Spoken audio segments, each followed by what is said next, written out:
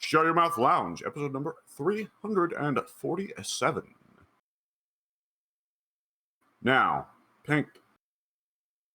Yeah. I gotta ask you. Yeah. Why'd you do it? He had it coming. They all had it coming. They all deserved what they got. But I have no regrets. I have no remorse. What I did is what I did, and you're just going to have to deal with it. Have you considered the possibility that you gave Addie post-traumatic stress disorder? Well, I mean, I consider that every day. But, you know... But after Ginyu, he deserves it.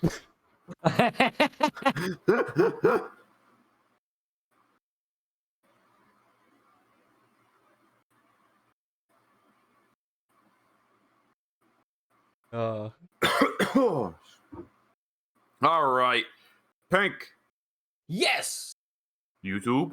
Upon my channel, there will be an episode of Star Wars Battlefront, the second one, but not the second one, the second one.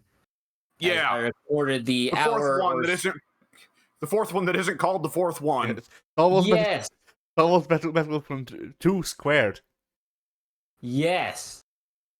Yeah, I recorded the hour we did of that, and I didn't record the second hour because I didn't know that I was going to be around for a second hour, and then by the time I remembered I should record it, I was like, nah, I'm already so far in deep. I don't want to start an episode like in the middle of our match, so let's just not do that.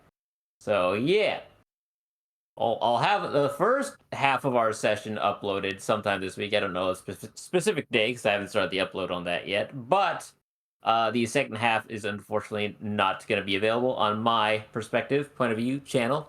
So if Mike or Alex recorded that session, then it'll be with them. And if not, then it's just lost to all time.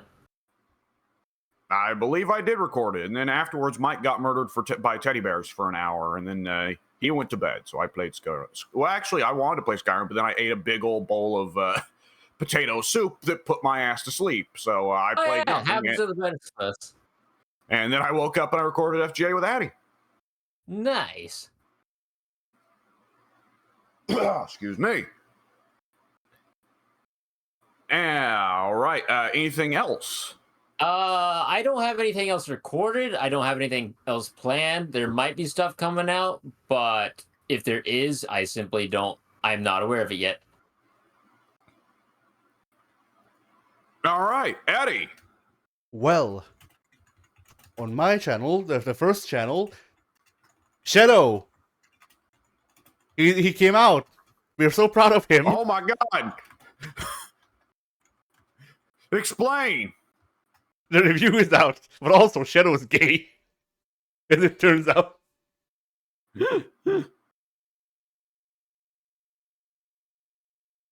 Apparently, there's a reason that they called the new game Sonic X Shadow Generations.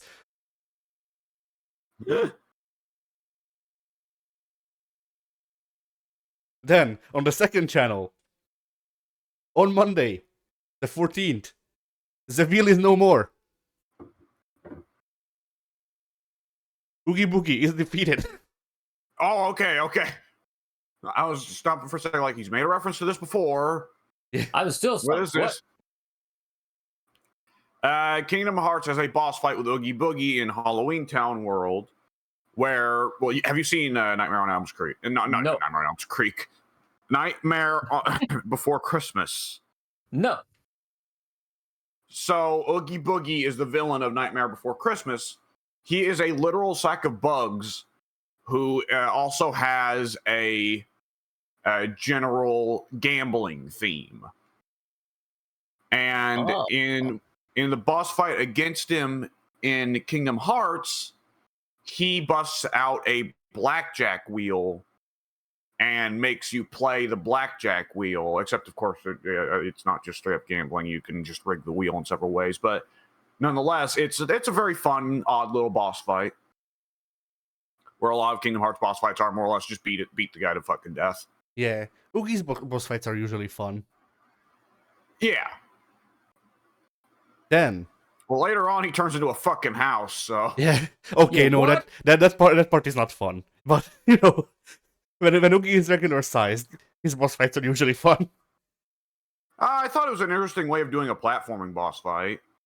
It was interesting, but the heat seeking fireballs and the flying cartless were a bit too much for me. Just like the wee baby turtles. Yes. Then on the 15th, my favorite title in the Shadow the Hedgehog playthrough. Oh, Shadow! The federal government is at my door. Oh, You can figure out what happens there. oh no! So yeah, that's on the 15th. On the 16th, we have Fighter's Destiny, the game that me and like maybe 5 other people played. It's really good. It's a Nintendo 64 fighting game. It's the best one. Don't at me. I would believe you because I don't imagine there were many good games on the Nintendo 64. You would be correct. Even less fighting games. The only fighting game, Absolutely. even the only fighting games that I know of are like Clay Fighter, Killer Instinct, and this. And like Clay Fighter sucked balls. Killer Instinct, Yeah. I don't like it.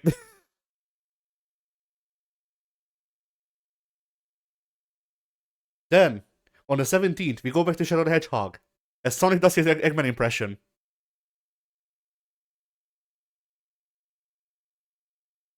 And finally, on the 18th, Perfect Apocalypse ends.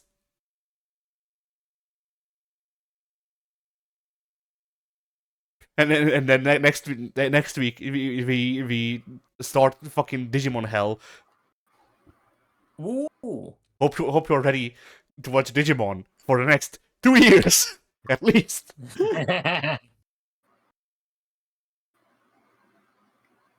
Like, it's gotten to the point I'm still amassing videos because it's not like I'm not gonna record when I feel like it.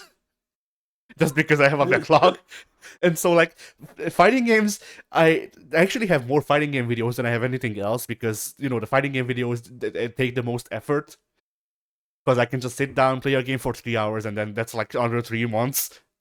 So whatever. Yeah.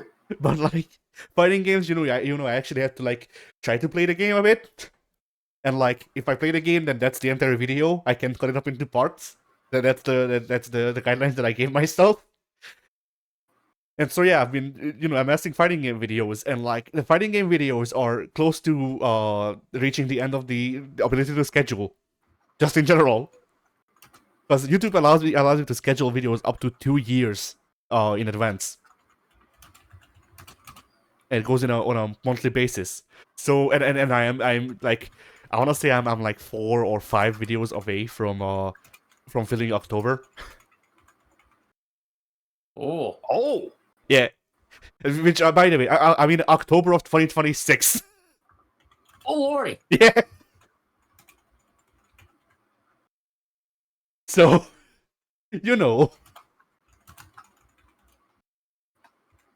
But yeah, I'm doing that because Digimon really the thing with Digimon is that like Digimon is very easy to record and like it doesn't take a lot of effort. So like if I sit down to record it, I can get another, I don't know, half a year out very easily. The reason I'm dragging my feet with Digimon is because I'm trying to pace it so I record it, split between that and Kingdom Hearts Chain of Memories. And Chain of Memories, I have once again reached a point where I need to grind cards because it really wanted to have a 3 enemy card, which doesn't exist as far as I'm aware so far.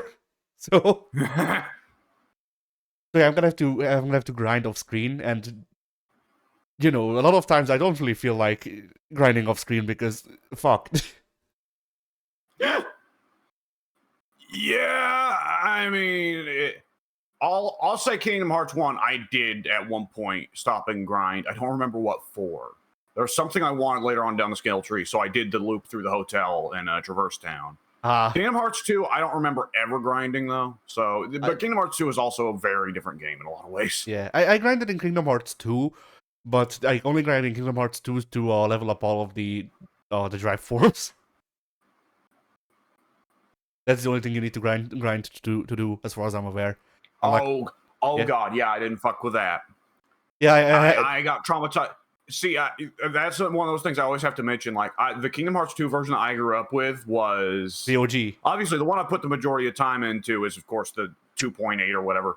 But I grew up with original Kingdom Hearts 2, where anytime you wanted to go into a drive form, there's a very good chance you're going to go into shadow form instead. And shadow form sucked in the original.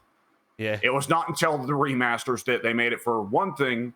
When you went for a drive form, you'd actually get the drive form you wanted instead of just randomly be giving shadow form to fuck with you. But also, on the off chance you do get shadow form in the remaster, shadow form is like way better and actually fun to use. Yeah, so I still remember in my second playthrough, I think, of Kingdom Hearts 2, I went into shadow form against Zigbar, and the fight was he teleports, Sora teleports next to him, starts kicking the shit out of him while he's upside down. Zigbar teleports away. Repeat. Yeah, shadow form versus Zigbar quickly turns into one of those Dragon Ball fights where Bulma's down on the ground going, "I can't tell what they're doing." Yeah. But yeah, Chain of Memories, the original, the GBA version, which is the one I'm playing, doesn't have a lot of grinding. It's literally just at the end. And even at the end, it's not grinding because you're weak. That too. Like I uploaded one video of that. It's an hour-long video. I do nothing but fight Riku. It's Oh Jesus! Here's the thing though. It's not even repeated fights. It's the first try and the last try. I cut out all of the ones in the middle. I cut out 47 minutes of footage. I counted. So like aside from the entire hour of fighting Riku, there's another hour basically that I cut out. And even at the end, I only beat him by doing attrition. Because like I burnt all of my cards except for like one heal and two attacks that had no numbers on them, so he could break them easily. And Riku still had like 8 cards, but he really wanted to do slates, which he didn't have cards for. So it was just Riku refreshing his cards and doing a couple of homing attacks, while I run around and hope that I can get fucking cheap shots in until he just drops dead. It was horrible, and you can tell because the entire rest of the rest of the session, the video, I get increasingly pissed. I mean, wouldn't you? Yeah, that's fair. And like I did that for 2 hours. Like, you know, I spent a month grinding to get there. I get there. That happens. I fight Riku for 2 hours. Then I go, okay, fine, whatever. Riku's done. The game is like, okay, yes, here's another boss fight. So I beat that boss. And I go, okay, fuck. So I try to rush my way through the level. And then the game is like, okay, yes, but also get this card that you don't have, and as far as I know, have never had. Also, you need to sacrifice cards that add up to fucking 90 to open the door.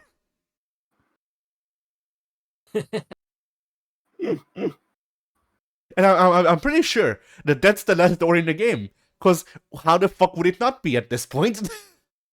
Like, you know, I feel like if it asks me to give it cards that add up to 90 for story progression, I feel like that's probably the last door.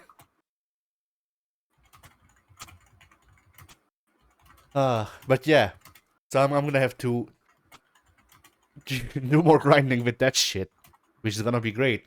I'm definitely not holding off on that because I know that the series runs until 2026, so I have time.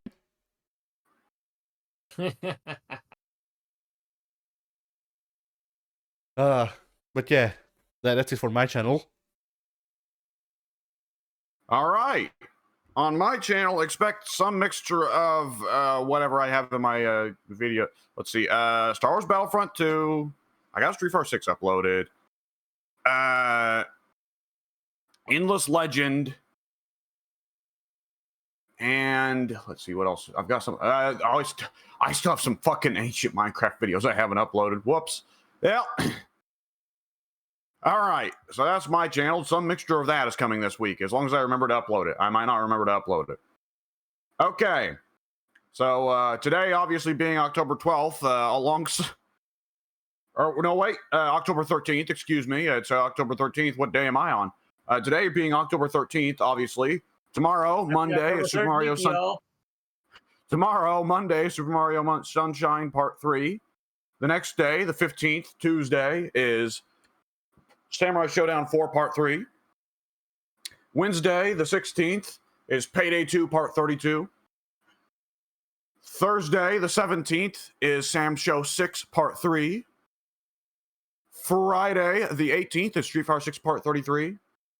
And 19th, Saturday, is Phasmophobia Part 38 and Castle Crashers Part 4. Oh. Yeah, stacked week. Like it. Now, the topic we were thinking was, what is... Okay, for everyone who is watching this that is not a wrestling fan, God help you. For everyone who is watching this that is not a wrestling fan, in professional wrestling, wrestlers generally will, be decided who gets put on TV, who doesn't, who goes in the big matches, who goes in the small matches, who gets to win championships, and who gets to lose championships. The guy who gets put on TV, the guy who gets the big matches, the guy who gets championships, it is often said they are being pushed. And this logic can be applied outside of wrestling. When there is a movie that is really trying to get you to like one character in particular, they're pushing that character. The same for a video game, a TV show, a book, music, whatever. So, with that said, the topic is, what is one push you can think of in media? One character getting pushed that you can think of in media, or actor, or whatever, but it's an individual. There we go. Or I guess a team. But either which way, in hindsight, is really funny. For one reason or another. Adam Rose. Yeah, I don't know. I don't know if I would say that one's funny because he beat his wife. I mean, I guess it's just the pushes around that time because they pushed him and they pushed the fucking milkskin pedo or whatever the fuck he was. The what? The English guy came a few years later. I don't think he got pushed either. I think he was just kind of there and did good technical work, and it turned out he was a sex pest, so... Nobody on 205 Live got pushed. What are we talking about here? Yeah. Some of them got pushed afterwards, but not while it was ongoing. Yeah. PJP got pushed out of the company. I don't know what you're talking about. They pushed him out of Titan Towers.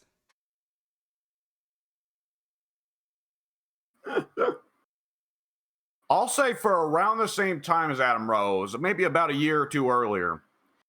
Here's an inevitable one. Ryback. Yeah. Oh, God. Uh-huh. Because we were all there for that year or two. The people were like, oh my God, it's Goldberg. Uh-huh. And Vince was like, oh my God, it's Goldberg and Hulk Hogan and Ultimate Warrior's baby. I'm coming buckets. Yeah. Uh-huh. When Ryback was having a match, the rest of the fucking gorilla position had to clear out.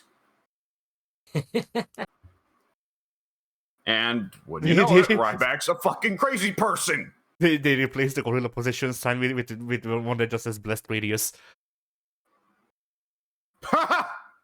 Oh, I didn't get it at first.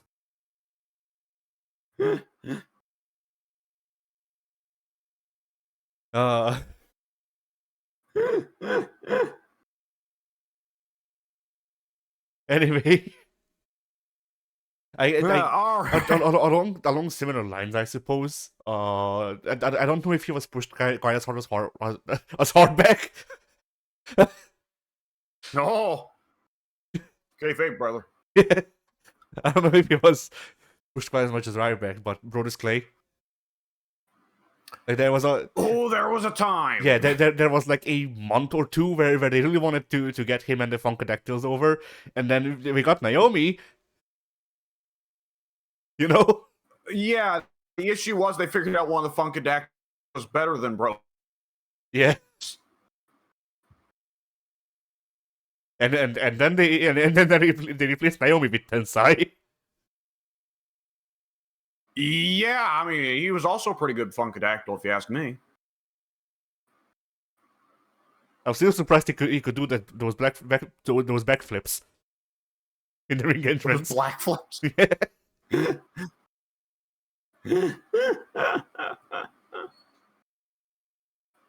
Oh shit.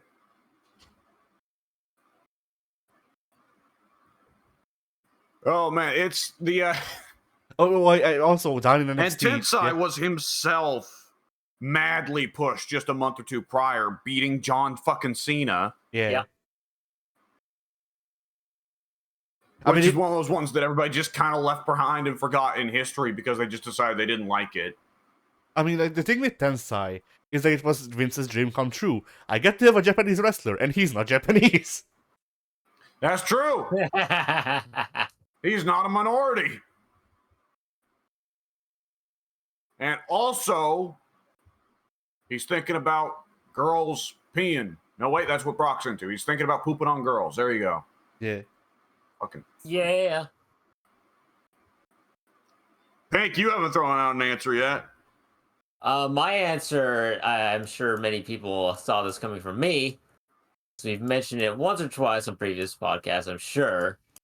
But going to the comic realm, it is always hilarious to look back on the time that Marvel was not allowed or encouraged to use the X-Men in any capacity. So what was her answer to that? Let's push the Inhumans, obviously. Everybody loves the Inhumans. They've always been so successful across their long-lived tenure in Marvel Comics dating back to 1963. You know, Surely this will work out. I almost wish that even the Inhumans were banned at some point so we could have gotten the not humans. Just the almost humans. Yeah. Well, I don't think they'd bother replacing the Inhumans if they got banned. Yeah. But like, you know, just how much more obvious can we get with the symbolism? Because like the X-Men, you know that there's you might not think about what X sounds like. The Inhumans, I mean that's you know getting more obvious, but even still, like you know you can just go well whenever they're super people, not men. They're just gonna name the next super team the Minorities. Yeah. Oh. Fucking God, I had a horrible idea. For What's a name. that? Affirmative action. That's the new fucking superhero team's name. Oh man. Somehow Tony's still in charge. Yeah. In every frame you saw him painting his face brown. Falcon is just there going, man, fuck this shit. I thought it was bad 40 years ago. Jesus. Oh man. I feel like if they did that, it would have to be in like the ultimate universe where like everyone's fucking racist. Well, the current Ultimate Universe is a very different sphere. Oh yeah, I mean the mid-2000s one. Yeah. Well, that one then it wouldn't be Tony in charge because the original Ultimate Universe was the only universe where Tony was one of the better heroes. Oh no, I guess it would be headed by like fucking Captain America, who's a racist now. I guess. I'm sure that if they let Mark Miller really write whatever he wanted, he would have made Cap racist. Yes.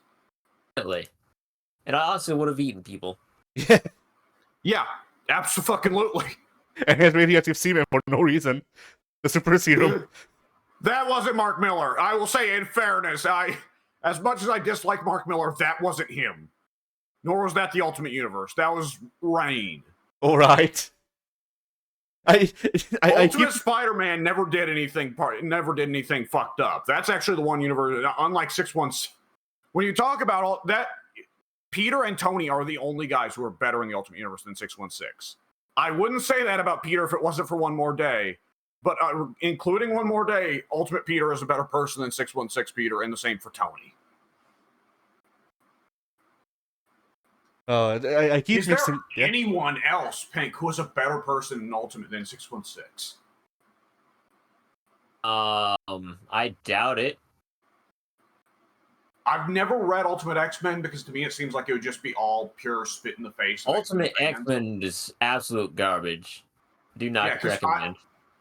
The only things I've heard down the years are Wolverine is actually the real father of Wanda and Pietro. He masturbates in the bushes while he watches them fuck. Magneto eats people and is a full-blown, just hates humans. He kills Xavier by snapping his neck after having thrown him down the stairs previously. Colossus is gay, and Nightcrawler's a huge homophobe because he's religious, and all religious people are homophobes. And there you go. That's the X-Men. Don't you love it? No. Storm isn't on the team. Just in general. Because she's black. Get it? She's what? She was a car thief in the Ultimate Universe. Oh, for fuck's sakes! Exactly. My face just went in my hands. Exactly. Are you fucking joking? I wish I were. The thief thing is like the worst part of Aurora in 616. Why would they choose that as her backstory for Ultimate? Oh, shut the fuck up. And the only part of her backstory in the Ultimate Universe. Okay, I will say in fairness, I never read the 616 comic where it was revealed that she was a thief as a child. However, I always looked at it and go, wait, how did she go from that to being a fucking naked weather goddess out in the savannah who's doesn't know about the modern world? How the fuck did that happen? I never read the comics where all that is established either, so I'm in the same boat.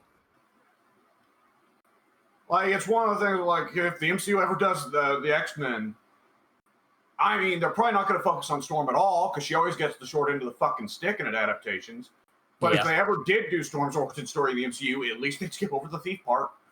The MCU will just do fucking Dark Phoenix again. Almost certainly, yes. That's the thing. With Fantastic Four, there's a couple stories you have to do. You have to do the Galactus saga. You got to do at least one of the big Doom stories. And with X-Men, you have to do Dark Phoenix at some point. But I'm sick of Dark Phoenix, and I want to see other X-Men stories, please. Yeah. In the next phase, they're gonna do Dark Phoenix, and then the phase after, they'll just do fucking Operation Flashpoint. I know that's DC, but they'll figure out a way. Yeah. The issue is that they could, if they want to. I would not be shocked if they slam bang pow out this Robert Downey Jr. Doctor Doom stuff, and are like, okay, phase 9, the big villain is Dark Phoenix. Everyone's gonna be Phoenix at some point, and I'm just going to want to die. I thought you were gonna say that Robert Downey Jr. will be Jean Grey. He'll probably be Cyclops, Phoenix Cyclops.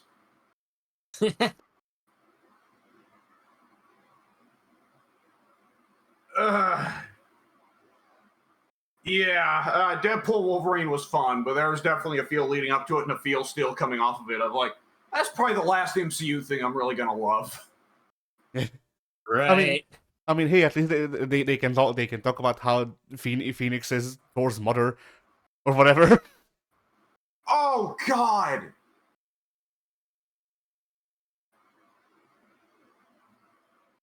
That is, it's. Wait. Okay, so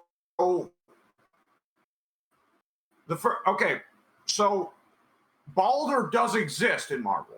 He's barely relevant, but he does exist. They never brought him into the MCU, so Thor and Loki only have 2 siblings, them and Hela, which is dumb, but nonetheless, Balder does exist. Now, Hank, did they ever say who Angela's mother is? Not that I'm aware of.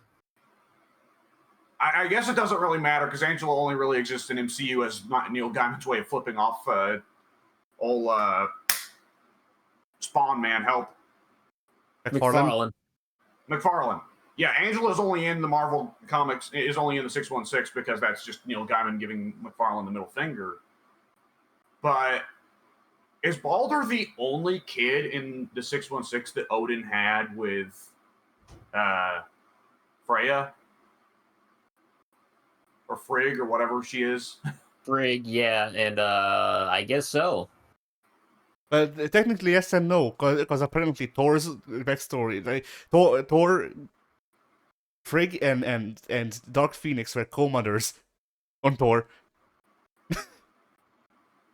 Well, I guess that makes more sense than Odin sticking his dick in the metaphorical concept of a bird that's on fire, but still. Yeah. Like apparently, two writers are writing Thor at the same time. One of or back and forth more or less. One of them wanted the mother to be Frigg. The other one wanted it to be Phoenix, and then eventually they settled on, all right, fuck it, both of them are the mother.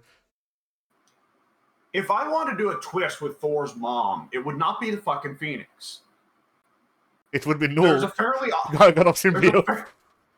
there's a fairly obvious twist you can do with Thor's mom from the original Norse myth, because at least some of the Norse myths say that Thor's mom was a frost giant. So by doing that, not only would it be the interesting thing of Odin sleeping with a frost giant, even though those are supposed to be his enemy, that also makes like even more of a stronger connection between Thor and Loki, with Loki's whole hang-ups of like, I'm not actually Aesir, I'm actually a frost giant. Well, it turns out Thor's actually half frost giant, so Thor could talk to Loki about that, and that could be interesting. But no, Odin fucked a bird. Yeah. Yeah.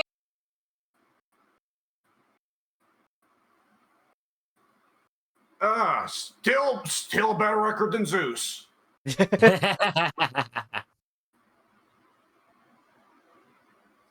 Well, that's the thing. Odin fucked a bird, but with Zeus, bird fucks you. That's true.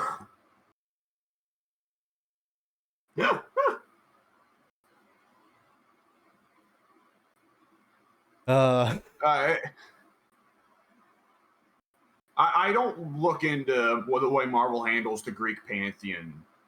I know about Hercules and I know about Ares, but that's about it. Do they ever like address that the Greeks are really fucked up? Does Thor ever look over at Mount Olympus and just go, "Yeah, I don't go there after the accident"? I know they. As far as I'm aware, they don't cross over much, and most of the Greek mythology doesn't get brought up in Marvel at all. Yeah, DC's had more things. I guess they're just like, yeah, all mythologies are true, and then there you go. You don't want to go to the other side of the tracks. That's where Mount Olympus is. Yeah. I say thee, friend Stark, never before has the mighty Thor seen so many penises flopping in the wind. A little too much information there, buddy.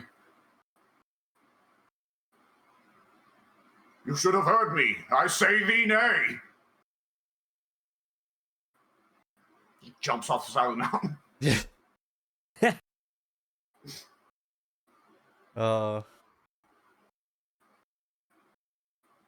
I had an answer for someone. Oh yeah, I just said the answer. No whole part of God of Symbiote. Fuck. Yeah. Oh boy, and he's gonna be put in the movies now. Yeah. This is so they can bring in gay Venom, and he can become gay god. Those movies have already had loads of gay Venom. You know that. Well, the MCU or the Venom ones? Well, MCU's Venom is still Tom Hardy Venom for a singular scene. Oh right, One of the dumbest fucking things the MCU ever did. Yeah. That is like, and otherwise, No Way Home is one of the better MCU movies. So why is that scene there and just so dumb? I guess it's just to put the symbiote into the MCU, which will presumably sit on Peter for a little bit and then hop on to somebody else. Yeah. But Miles. No. The problem with a lot with Miles is them just trying to make him Peter Part 2, but less interesting. I think slapping a symbiote on Miles would only make that worse. Plus, that would be racist. That's also true. It's fine. He gets the anti-venom suit. But shit, what was I even talking about? Yeah, Venom in his own movies, the Tom Hardy Venom, they've laid it on thick quite a few times. Oh no, I know that. I'm just saying like they bring in Tom Hardy to the MCU to fight Null and become the symbiote god.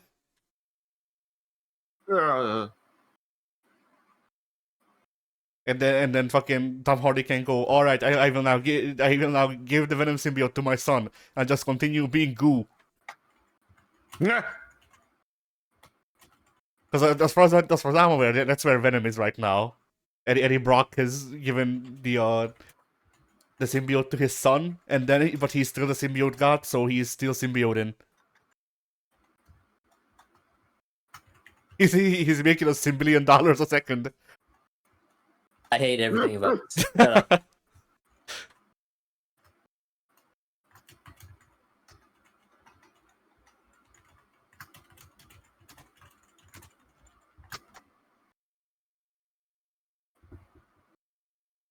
Now I'm sad. Anyways. It's fine. No, let's It's see. fine. Eventually, Noel God of Symbiotes will fight the Batman who laughs.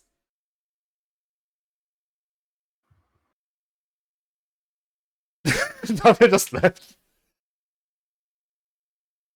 Blame him. Alright, anyway. I hate this.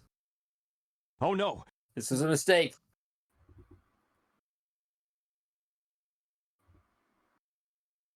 All right.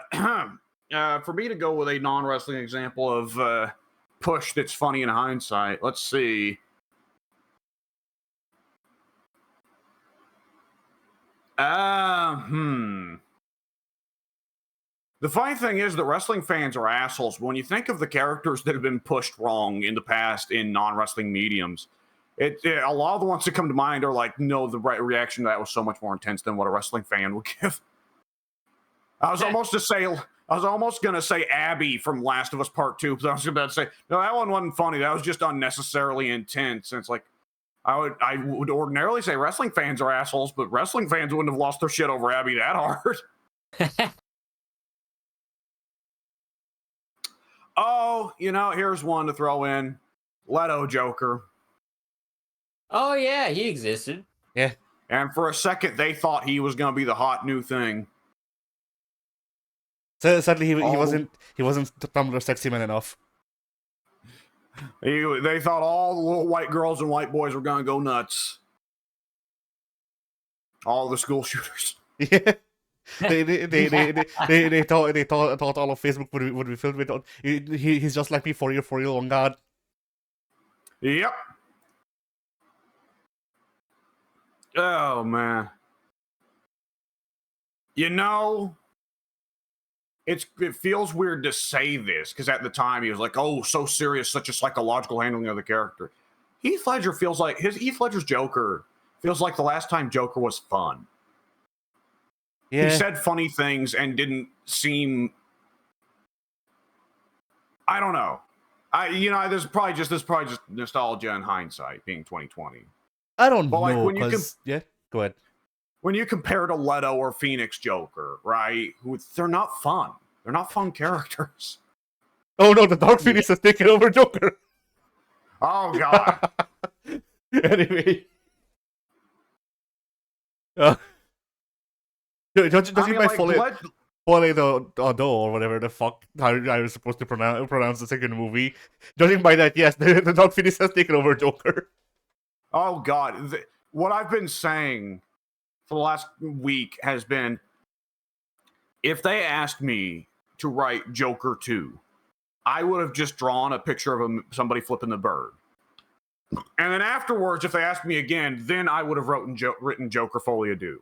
That movie reads like it is fundamentally built as fuck you to anyone who liked the first movie.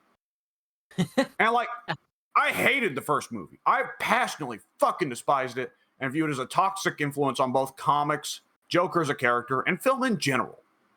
But nonetheless, I do look at it with a bit of disgust, like, why would you just tell the people who gave you loads of money and adoration, why would you tell them, go fuck yourselves? It's a great question. Because they're trying to condition people to be pay pigs. Ugh.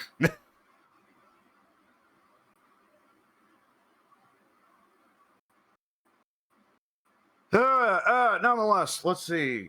Who's another? Okay, well, in comics, if you stay with comics, there's the Eternal Push by Marvel. Do you know the Eternal Push, Pink? Do you remember the Eternal Push? They will never stop. Well, there's a few characters I could go for. Is that Cloak and Dagger? Fucking Cloak and Dagger.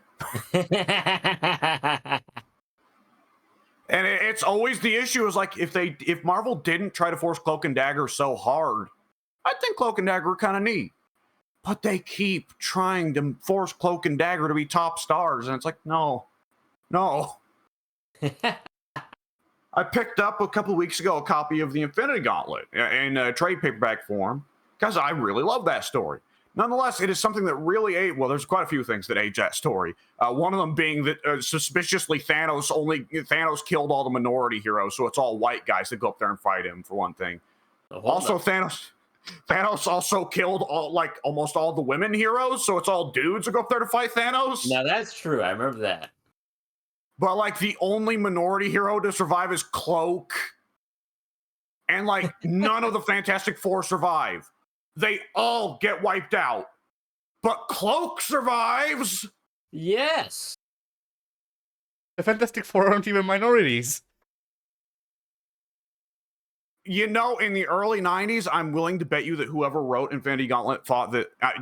it might not be the writer, probably the editorial. But in the early 90s, Fantastic Four has, for much of its history, had trouble.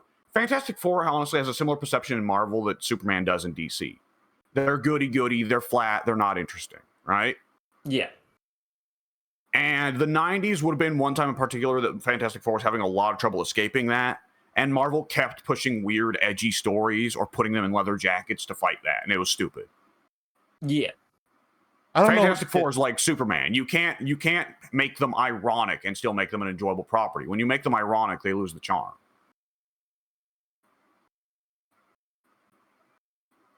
And I don't mean comedic ironic, I mean dramatic ironic. Yeah. Of having the guy with the pure goody two-shoes school, choir boy appearance suddenly be Mr. Edgy.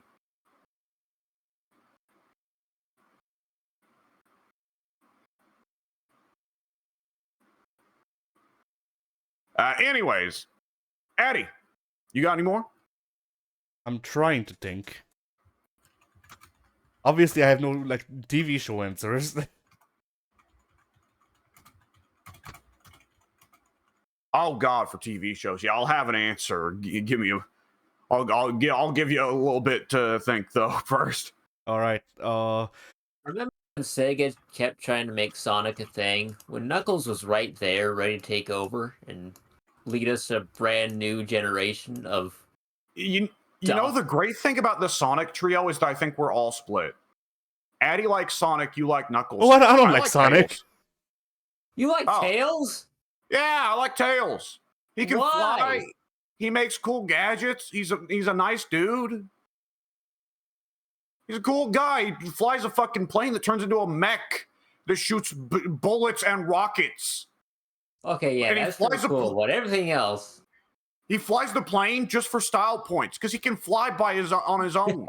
I was just about to mention that. Why does he need a plane? He can. For the same reason Sonic's got a car. Sonic has a car? Yeah. Yes. But also, Tails can fly long distances. Sonic has a car. Sonic bought a car because he wanted to have races with his friends, and they told him to stop fucking cheating, basically.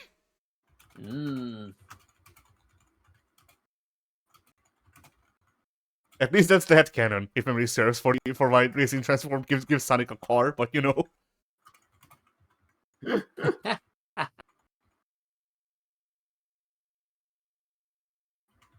But yeah, like, my favorite Sonic character is Shadow, but like, even if not him, Omega. Damn. But there's not a lot of games that are like, all right, here play as Shadow or Omega. There's only like three or four where you get to play as Shadow. There's like one where you play as Omega. Maybe two if you really want to count heroes. Two? I was about to say, my understanding was you can play as them in both Adventure 1 and Heroes. You can, but Heroes sucks. No. For years, it was my favorite. Heroes was my favorite growing up, but I played it recently, and it controls so bad. It is so bad. Well, that's just Sonic. Well, yes, but like it controls worse than both Sonic Adventure and Shadow the Hedgehog, and Shadow the Hedgehog is supposed to be the worst game. I think the issue Omega has is that him being so fucking big worked fine in the 3D games, but they just can't bring him into the 2D games because he can't work on the fucking maps everyone else can. Yeah. Well, Big the Cat's in the same category, but no one bitches about that because it's Big the fucking Cat. I mean, they also can't really bring them into the 2D games because they don't even bring Shadow back to the 2D games because they didn't know them.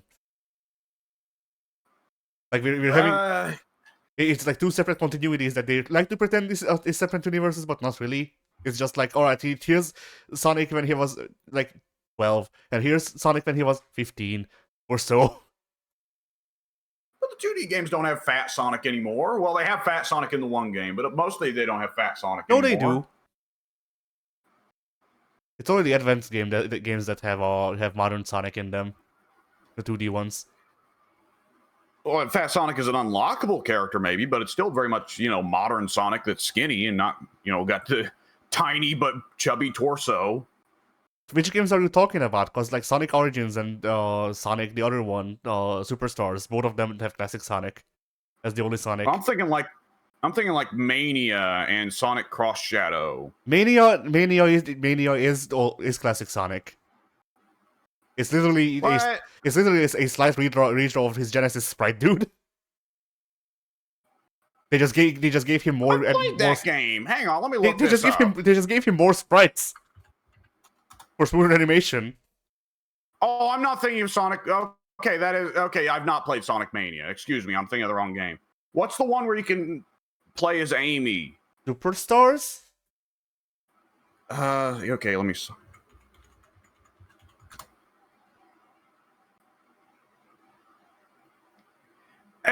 He's a little bit chubby, but he's not classic Sonic. He's like midway between classic and modern Sonic. Oh no, that's supposed to be classic Sonic.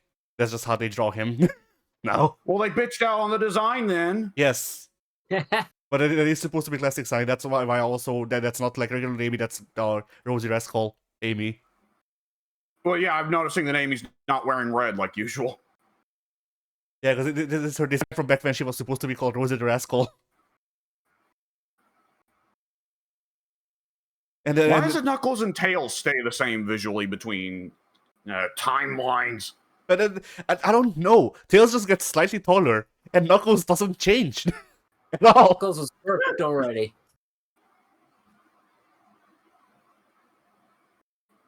But yeah, this is supposed to be classic Sonic. The Sonic X Shadow Generations will have modern Sonic, but that's a 3D game. It's 2.5D. It switches between 3D and 2D because we're doing the Generations thing, and I fucking hate that. It's they never get the 2D physics down, so it feels like ass. And like they never get the 3D physics down either, but at least that one is unique, and I don't have anything to compare it to, you know? Yeah.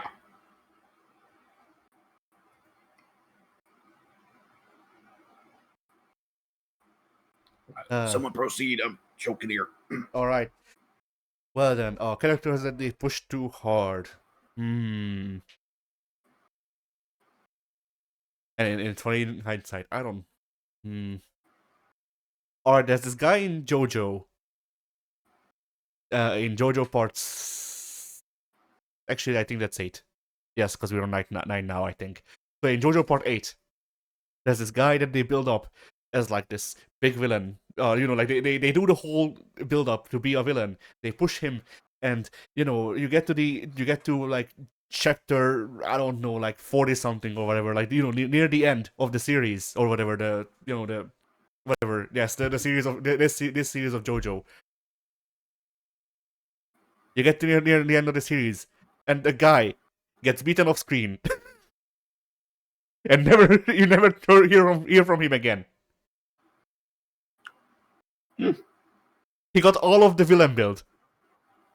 The actual villain of the series, like, shows up basically randomly, and then he's like, "Oh, I'm the villain now," and that's it. So the push is funny in hindsight to me because like it's. It really does feel like Araki had a plan for the guy, and then he just went, wait, actually, never mind. Yeah.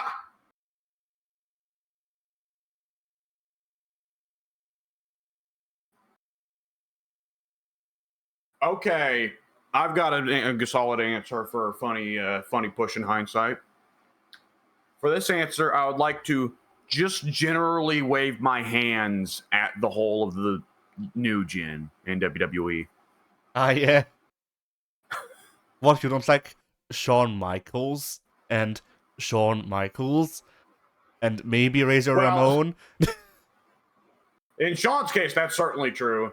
I was thinking more Dumpster Drozy and oh god, who's the pig farmer that beat Triple H? Oh god, who was it? Godwin. It was, yeah. I got reminded by you saying, "Oh god." Oh god, win! Oh Godwin. Like, Yeah, that Henry or was Henry O'Godwin.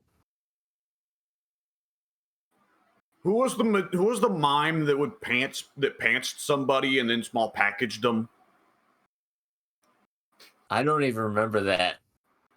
Oh, you don't remember that? There was a mime that they pushed for one match against a jobber. He made like one appearance. He was like Fantasio or something. Oh yeah, And yeah. I think Mhm. I do remember that. Oh yeah, that's the guy who held the XWF title for like fucking 2 years. Yeah, there you go. That's the one for him.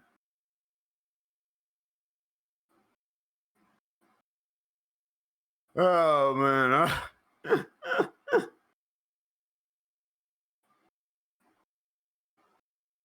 I don't even know. Also, Yeah. waves hands at general late 2000s, early 2010s WWE Divas division. Yeah.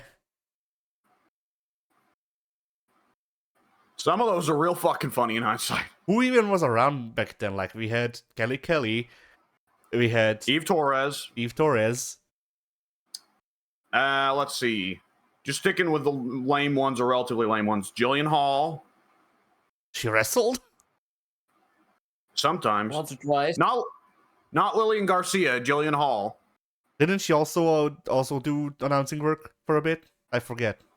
Like, she either did announcing work or she was like whatchamacallit, a reporter. Like a backstage reporter like Michael Cole used to be. From what I remember. I don't, but I wasn't watching then. I watched, but I don't remember. Rosa Mendez and Oksana. Oh boy, Oksana. Uh-huh. Here's a gimmick for your character. You make Teddy Long really horny. There you go. Yeah. Alright, now wear lingerie. But like it's lingerie that covers her entire body. It's just like vaguely floral patterned. Yeah. And that's your gear She's now. wearing more than Trish did when Trish debuted, so there you go. Yeah, that's like her outfit, if memory serves, wasn't revealing. It was just weird. Well, it's definitely still supposed to be sexy, but I mean, that was the Divas division at the time. Yeah.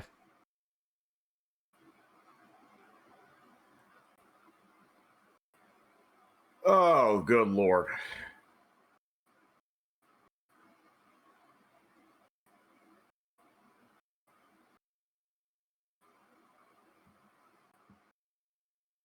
All right, Pink, you got any more answers? DC's entire New 52. Yeah. Ooh. There were some good New 52 stories, I think. Give me a second.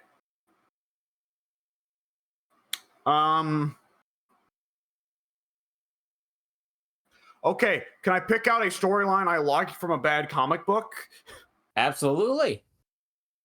Red Hood and the Outlaws, terrible comic under New 52. I hear the Rebirth version was actually fantastic, but New 52's Red Hood and the Outlaws was fucking awful, rancid. Nonetheless, I like the idea of Roy Harper trying to kill himself by Killer Croc, and Killer Croc going, "Dude, no, I'm not going to fucking be someone else's instrument for suicide. Get help." That is pretty good. And it's just jump cut to not only is Roy Harper in Alcoholics Anonymous, Killer Croc is his sponsor. Croc's a more interesting character when they don't just make him walk around eating people. But could you imagine even the more sympathetic versions of Croc just walking in to Alcoholics Anonymous like, "How's Roy doing? Is he okay? Don't worry, I can cover it." He One doesn't thing I have to always pay. appreciate about Arkham... Oh, go ahead. Croc doesn't have to pay. They cover it for him. It's one thing I always appreciate about Arkham Croc is that the voice actor actually was like, "Hey, this guy doesn't have any lips, so I'm just not going to use my lips when I voice this guy." And even though Croc otherwise usually is voiced by voice actors who actually use their lips, in my head, Killer Croc always sounds like he doesn't have lips. Because he doesn't. He's got fucking Baraka teeth. Come on. This is true. That's what Baraka, the Mortal Kombat 1, the Baraka voice actor also doesn't use his lips, which I like. Though it makes it a bit goofy that Melina still does. Go figure. But there was the one game where she had lips, but only in the middle of her mouth, which I wouldn't tell any voice actor. Yeah, try to only close the lips on the middle of your mouth. Sounds reasonable, no? Absolutely.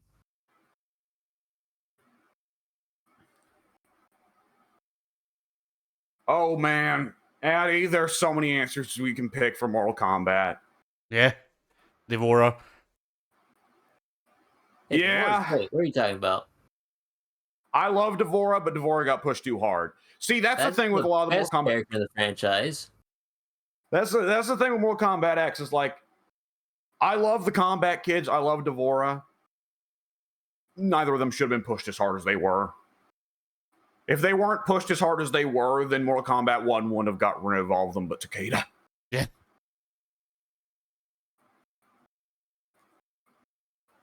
Oh, boy. I was going to say Suhao, because Suhao is a funny one, but Suhao wasn't really pushed that hard. Yeah, no. A big part of what's delightfully lame about Suhao is the fact they didn't even really try in the 2 games he was there for.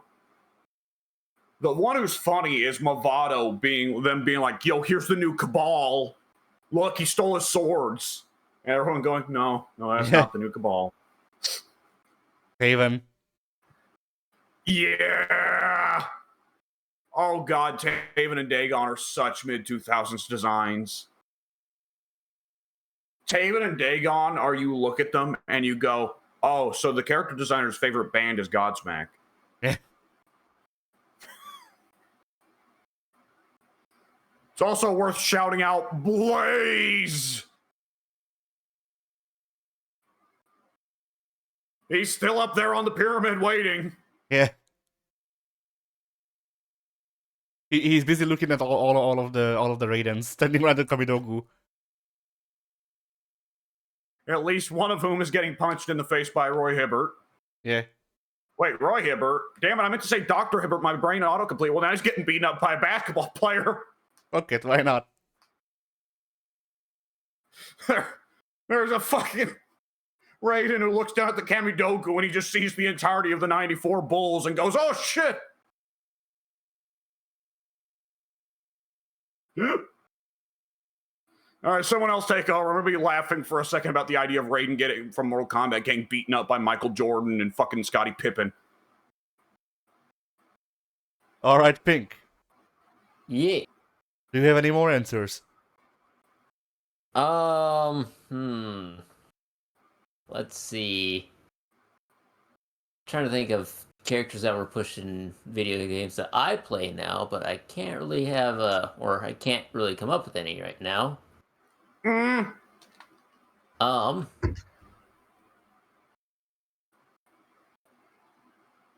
Let's see.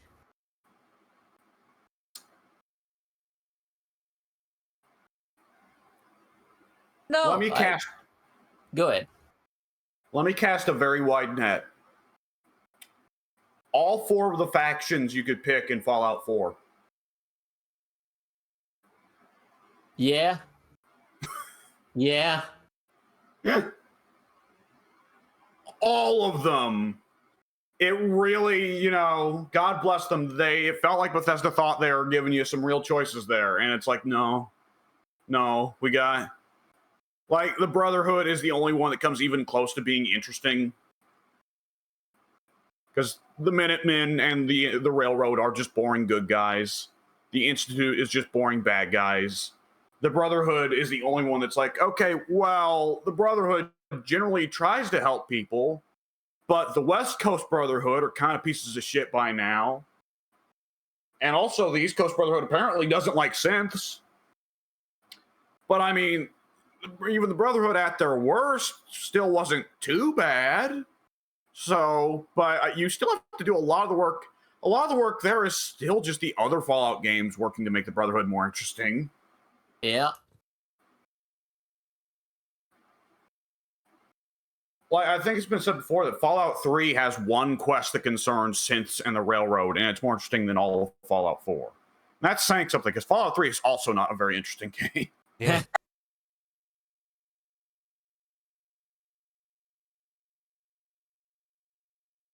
It's the thing about, like, with me getting deep into the Elder Scrolls lore and looking into it, I find it funny with Skyrim, like, oh, Skyrim's story isn't awful as long as you read all the fucking books. Yeah, ask them that commitment of them. But at the same time, I'm reading over it and going, where the fuck was any of this writing in Fallout 3 and 4? Shit, we don't even get that in Fallout 3 and 4. There ain't no fucking books you can read to make the story, make the characters actual characters. Yeah.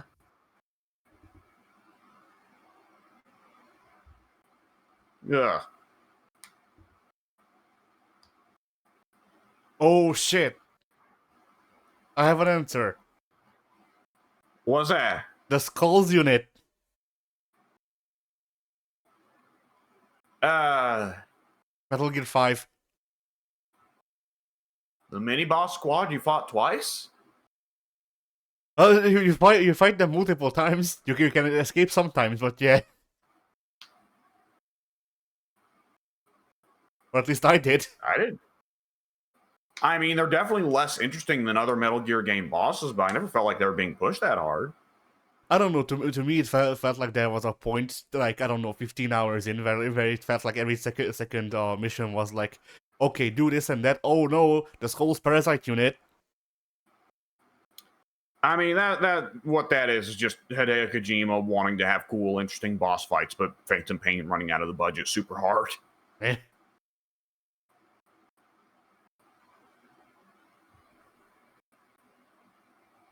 I mean, Lord knows how much money Sony pumps into Death Stranding, right?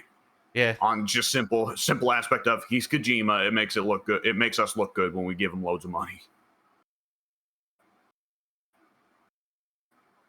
Instead of sending the money to Kojima, they just immediately send it over to Norman Reedus.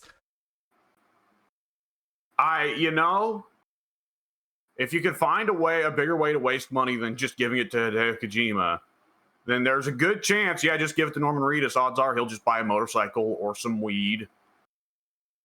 Or a motorcycle made of weed. Yeah, I've never even heard whether or not Norman Reedus smokes pot. Look at him. Is there any chance that guy doesn't smoke pot? Come on now. Absolutely not.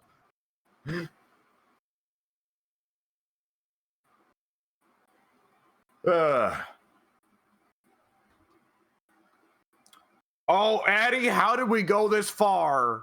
How the fuck did we go this far without mentioning the one, Billy the Gunn? serial thief, the plant pisser, the opener of emails? Oh, fuck. Yep, how did we not mention him? I don't know. Kai motherfucking Lang. Generally, I tend to forget about Kai Lang. I think that makes him more angry.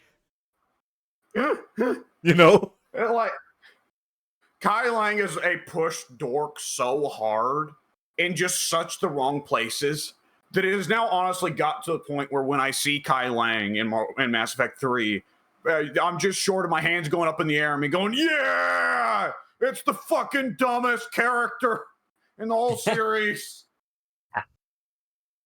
It's this well-written series up until the end of fucking video games, but here's this OC. Here's my cool guy, don't steal. Oh, fucking Kai Lang. Yeah. Someone was like, what if we made Evil Thane and made him really fucking lame? Oh yeah, they would have had to if they wanted to make him evil, because Thane is cool. Yeah, I was about to say, like, take one of the coolest characters in Mass Effect 2 and just make his complete opposite in near every way. And then have him be the one that kills Thane.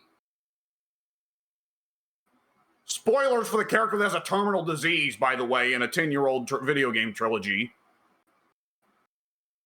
Yeah, Shocks that dude wasn't making it out. Yeah. It was still weird though when Kylan just made his illness fester with telekinesis.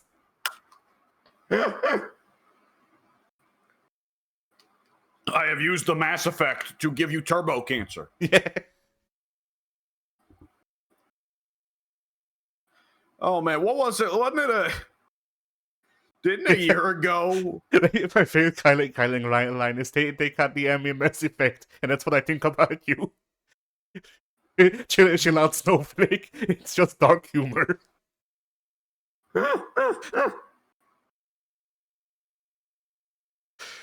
Anyway, I remember a year ago when Steve came back to the Discord. Oh no, my internet's pooping. We can hear you. When Steve came back to the Discord, and they revealed they were doing a Mass Effect 4, I remember Steve said, "Oh man, I can't wait. I hope they bring back Legion." And I remember I said, "Oh, good luck with that, buddy." And then Derek chimes in with, "I hope they bring back Thane." Yeah. I hope they bring back, oh fuck, I forget his name, the little scientist fellow. Mordin, in fairness, if you make a highly specific series of choices, Mordin can survive the trilogy. Oh. It is a highly specific series of choices that no one would make, but it is possible to get Mordin to survive Tachanka. Tachanka? Yes, he gets gunned down by Tachanka. Tachanka gets a high body count in that game. Do you know this sequence of choices, Addy? The beginning is that you need to save the guy. You need to convince Mordin that the genophage was not a mistake, and then you need to destroy the research, and then when you get to Tuchanka, you have to tell Mordin, no. You go up in that tower, I'm going to fucking kill you. And Mordin goes, okay, fair enough, I'm not dying for this. Ah. And it is only in that scenario. Oh, and Rex has to be dead. Rex had to die in Mass Effect 1. I was about to say, like, okay, so you just need you just change that Rex for Mordin. The heck is More Rex? or less. You played the first game. You know who Rex is.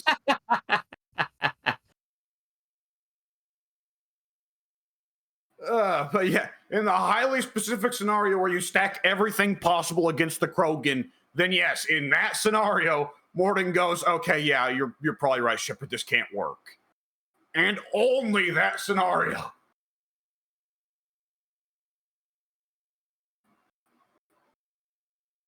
Like, that is just one of those scenarios that goes past Renegade. That's just Dick Shepard. Yeah. That's not Renegade, that's Genocide Shepard. Yeah. Like, it's the hidden third alignment maniac. Yeah. With an X. Like, in this route, if you play Maniac Shepard, then you get a secret boss fight against Dante from Devil May Cry. Oh, God. But don't worry, you've got those Sonic side characters helping you. The fucking crocodile and the stupid fox with a cowboy hat.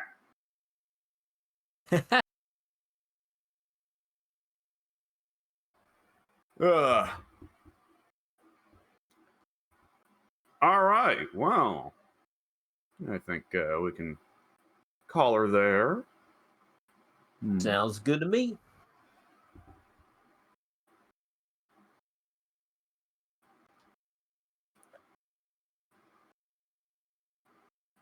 Bye.